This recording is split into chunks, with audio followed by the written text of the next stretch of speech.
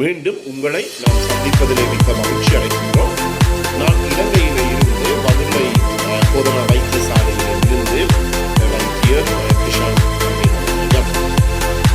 இப்போது நாங்கள் பார்க்கின்ற விடயம் என்னவென்றால், ஒருவருக்கு 3 கிழமைக்கு மேற்பட்ட காய்ச்சல் ஏற்படுகின்றது. அவற்றுக்குரிய காரணங்களைத்தான் பார்த்து கொண்டிருந்தோம். கடைசியாக ஈரலிலே ஏற்படுகின்ற புற்றுநோயை பற்றி பார்த்தோம். இன்று பார்க்க போகிற விடயம் என்னவென்றால், எங்களுடைய சதையி, பேங்க்ரியஸ் என்று சொல்லுவோம், இந்த சதையிலே ஏற்படுகின்ற புற்றுநோய் காரணமாகவும் எங்களுக்கு 3 கிழமைக்கு மேற்பட்ட மெதுவான காய்ச்சல் உடலிலே இருக்கும். எனவே இந்த சதையிலே ஏற்படுகின்ற இந்த புற்றுநோயை பற்றி, அதாவது பேங்க்ரியாட்டிக் கார்சினோமா என்று சொல்லுவோம், இந்த சதையிலே ஏற்படுகின்ற புற்றுநோயை பற்றி பார்க்கின்ற போது உங்களுக்கு தெரியும், எங்களுடைய வயிற்றிலே இருக்கின்ற இந்த முன்சிறு குடல் பகுதியிலே தான் இந்த சதையானது அமைந்திருக்கின்றது. இந்த சதையிலே இருந்துதான் எங்களுக்கு இன்சுலின் எனப்படுகிற ஹோமோன் சுரக்கப்படுகிறது. உங்களுக்கு தெரியும், அனைவருக்கே தெரிந்த விடயம் என்னவென்றால், இந்த இன்சுலின் எனப்படுகின்ற ஹோமோனானது எங்களுடைய உடலிலே இருக்கின்ற இந்த சீனியினுடைய, சுகரினுடைய, குளுக்கோஸினுடைய அளவை கட்டுப்படுத்துவதற்கு மிகவும் முக்கியம். என்றபடியினாலே இந்த இன்சுலினானது உடலிலே குறைகின்ற போது எங்களுக்கு நீரழிவு நோய் அல்லது டயபெட்டிக் மெலைட்டஸ் எனப்படுகின்ற இந்த நோய் ஏற்படும். எனவே இந்த சதையிலே ஏற்படுகின்ற புற்றுநோயை பற்றி நாங்கள் தரவுகளை தீட்டி பார்க்கின்ற போது, அமெரிக்காவிலே ஒரு வருடத்துக்கு ஏறக்குறைய 1,00,000 பேர் நாங்கள் எடுத்துக்கொண்டால் 9 பேருக்கு, அதாவது 9 பேருக்கு இந்த சதையிலே புற்றுநோய் ஏற்படுவது கண்டுபிடிக்கப்பட்டு இருக்கின்றது. அதே நேரத்தில் இந்த அமெரிக்கா, இங்கிலாந்து போன்ற நாடுகளிலே 5வது ஒரு மனுஷருக்கு ஏற்படுகின்ற புற்றுநோய்களை பார்க்கின்ற போது மிக கூடுதலான அளவு 5வது நிலையிலே இந்த சதையிலே ஏற்படுகின்ற இந்த புற்றுநோயானது இருக்கின்றது. சதையில் ஏற்படுகிற புற்றுநோய் 5வது நிலையிலே இருக்கின்றது. இந்த புற்றுநோயானது சாதாரணமாக 60 வயசுக்கு மேற்பட்டவர்களுக்கு தான் ஏற்படக்கூடியதாக இருக்கின்றது. அதே நேரத்திலே பெண்களை விட ஆண்கள் தான் இந்த கூடுதலாக இந்த புற்றுநோயினாலே பாதிக்கப்படுகிறார்கள். இவ்வாறு ஈரலிலே ஏற்படுகின்ற புற்றுநோய் ஆண்களுக்கு கூடுதலாக ஏற்படுகின்றதோ அவருடைய பழக்க வழக்கங்கள் காரணமாக. ஆனால் இந்த சதையிலே ஏற்படுகின்ற புற்றுநோய் கூட கூடுதலான அளவு ஆண்களுக்கு ஏற்படுவதாகத்தான் கண்டுபிடிக்கப்பட்டிருக்கின்றது. அதுவும் 60 வயசுக்கு மேற்பட்டவர்களுக்கு இந்த புற்றுநோய் கண்டுபிடிக்கப்பட்டிருக்கிறது.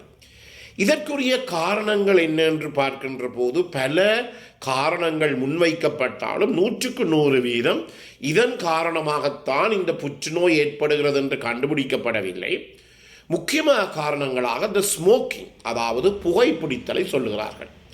மிக முக்கியமானது புகைப்பிடித்தல். ஆனால் இந்த நோய்க்கும் ஆல்கஹாலுக்கும் இடையிலே தொடர்புகள் அவ்வளவு இல்லை என்றுதான் அங்கு தரவுகள் சொல்லப்படுகிறது.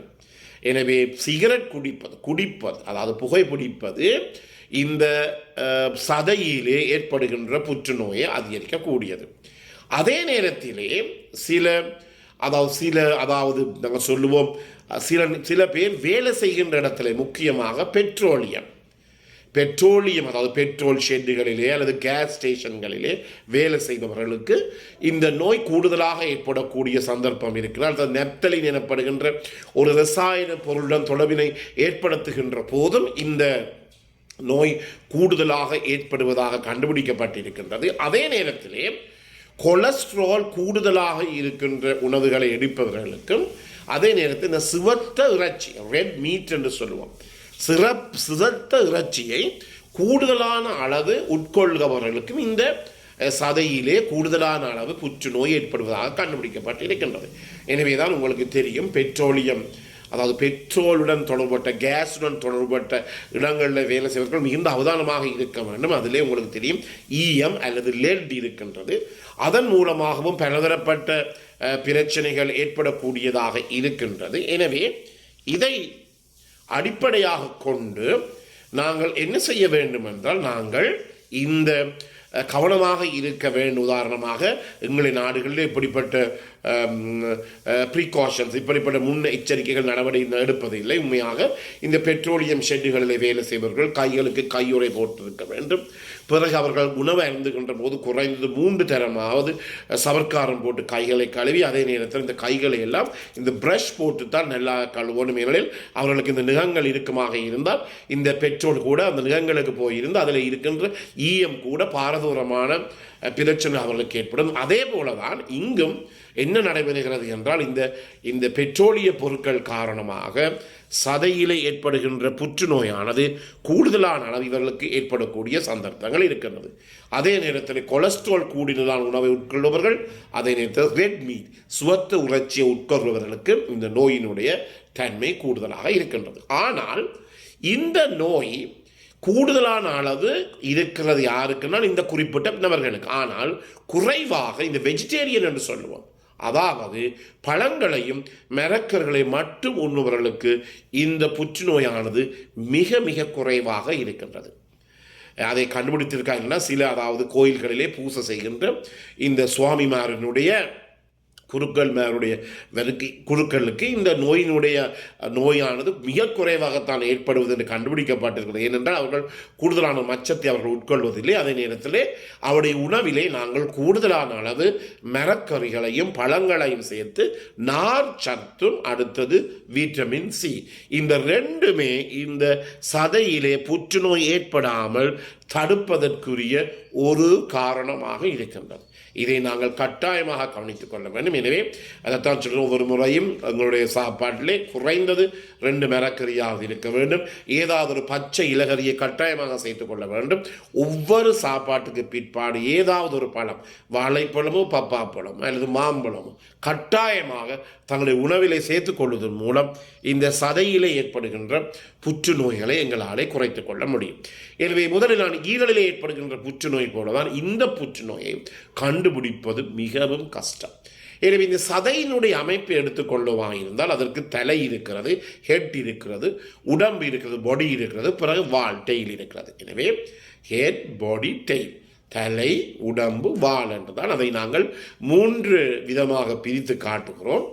சாதாரணமாக 70% இந்த புற்றுநோயானது இந்த சதையினுடைய தலைப்பகுதியில், ஹெட்டிலே தான் ஏற்படுகிறது. எனவே 70% இந்த சதையினுடைய தலையிலே, ஹெட்டிலே ஏற்படுகின்ற புற்றுநோய் காரணமாக எங்களுக்கு உடல் மஞ்சள் ஆகும். சில நேரங்களிலே இந்த பித்தப்பை பாதிக்கப்படுகின்ற போது, கிருமி போகின்ற போது எங்களுக்கு வயிற்று வலியுடன் எங்களுக்கு நாங்கள் செங்கமாரி அல்லது ஜாண்டிஸ் என்று சொல்லும் உடல் மஞ்சளாகும். ஆனால் இந்த நோய்க்கு ஒரு விதமான வயிற்று வலி ஒன்றும் இராமல் அந்த நோயாளி மஞ்சளாக மாறுவார். இது மிகவும் முக்கியமானது. எனவே இந்த நிகழ்ச்சியினுடைய தொடர்ச்சி அடுத்த நிகழ்ச்சிகளை பார்க்கலாம். இந்த நிகழ்ச்சி உங்களுக்கு பிடித்திருந்தால் இதை பார்க்காதற்கு அறிமுகப்படுத்துங்கள். அதே நேரத்தில் இதை லைக் பண்ணலாம், ஷேர் பண்ணலாம், மணி சின்னத்தை அமர்த்தி பெல் சைனை அமர்த்தி இதை நாங்கள் சப்ஸ்கிரைப் பண்ணலாம்.